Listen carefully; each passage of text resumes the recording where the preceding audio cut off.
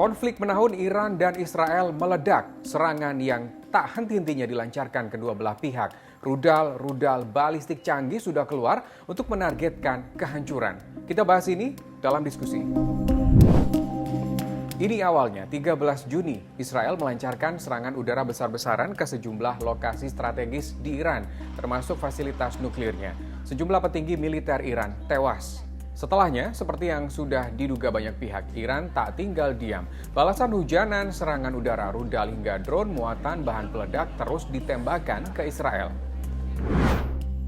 Ya, Korps Garda Revolusi Islam Iran bahkan telah menembakkan rudal balistik hipersoniknya ke Israel. Seberapa besar daya ledaknya? IRGC mengklaim rudal balistik hypersonic Fatah 1 ini telah mendarat di sasaran Tel Aviv, Haifa hingga kota bagian tengah dan utara Bnei Brak. Rudal hypersonic berkecepatan tinggi ini dapat mengalahkan sistem pertahanan udara anti balistik punya Israel. Jangkauannya 1.400 km dengan kecepatan 14.000 km per jam. Salah satu rudal baru Iran ini membuat hulu ledak hingga 450 kg. Ya, meski Iran mampu menembus bagian sistem pertahanan Israel, bagaimana sebetulnya eskalasi kekuatan Iran dibandingkan Israel?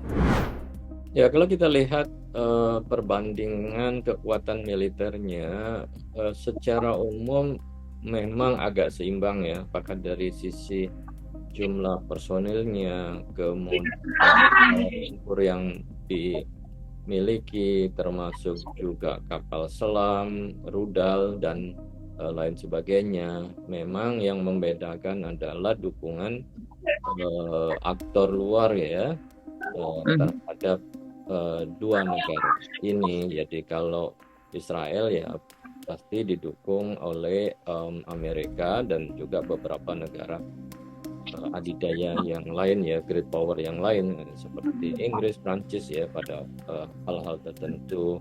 Iran bisa memiliki aliansi dengan Rusia atau Cina ya. Yaitu gambaran ya, saya kira peralatan, tapi memang dari sisi kecanggihan operasi intelijen nampaknya Israel cukup kuat ya, dan diakui memang kekuatannya dari sisi intelijen yang kita ketahui kan banyak sekali dari pejabat-pejabat Iran yang terbunuh ya oleh operasi yang dilakukan oleh Mossad. Potensi kekuatan nuklir yang dimiliki oleh Iran, maka Israel menganggap bahwa ini adalah ancaman serius dan satu-satunya cara yang mereka lakukan adalah mencegah ya sebelum ancaman itu datang.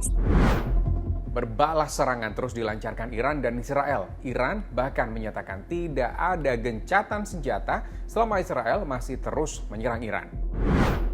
אנחנו לא נאפשר לפגוע באזרחי ישראל, וידנו הארוכה משיגה ותשיג את כל מי שאיים על مدینت اسرائیل.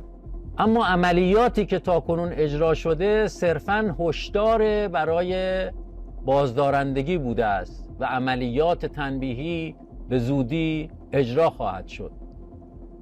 لذا به جد به ساکنین سرزمین‌های اشغالی به ویژه تل‌آویو و حیفا هشدار داده می‌شود. Konflik Iran dan Israel yang makin memanas semakin membuat kekhawatiran meluasnya perang di Timur Tengah. Sejumlah negara kini memilih menjaga keamanan di dalam negerinya. Seperti Yordania yang sejak awal menegaskan akan mencegat rudal manapun yang memasuki wilayah udaranya untuk mencegah korban di wilayah mereka, termasuk dari Iran. Yang masih jadi teka-teki sikap sejumlah negara besar untuk ikut mencampuri perang Israel-Iran. Namun yang pasti, suara negara-negara ini satu untuk mendesak penghentian serangan.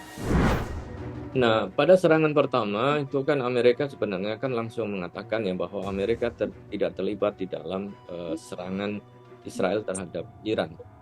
Dan beberapa negara Uni Eropa mengatakan juga bahwa serangan yang dilakukan oleh Iran itu bersifat unilateral, artinya langsung ya, keputusan sepihak satu negara dan tidak ada kaitannya dengan negara-negara lain. Nah, dari sisi ini saya melihat bahwa Amerika tidak mau dilibatkan bertanggung jawab atas serangan itu, karena kalau kemudian disinyalir bahwa Amerika itu terlibat memfasilitasi atas serangan, maka dikhawatirkan pangkalan-pangkalan militer yang ada di Irak, kemudian di Suriah, di Teluk Persia itu bisa menjadi sasaran target ya dari proksi-proksi Iran ya, milisi-milisi yang ada di sana, termasuk yang ada di Irak kan juga begitu. Kalau Amerika terlibat maka tidak segan-segan untuk menghancurkan pangkalan militer di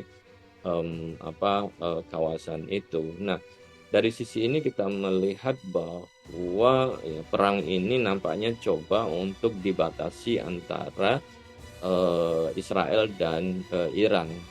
Tentu Amerika juga tidak mau langsung ya terlibat di dalam serangan terhadap wilayah kedaulatan Iran karena dikhawatirkan akan memancing ya aliansi dari Iran karena ada intervensi di Iran oleh Amerika. Itu kan bisa Rusia yang hubungannya sangat dekat atau juga mendapatkan kritik tajam kan dari Cina serangan Israel itu. Jadi secara umum yang sudah berjalan ini memang dibatasi ya antara perang dua negara, dan negara-negara lain mencoba untuk ya tidak ikut ya di dalam proses peperangan ini karena sebagian besar tidak siap untuk berperang ya di era sekarang ini. Pasti sudah dihitung dampaknya seperti apa kalau suatu negara bergabung di dalam peperangan.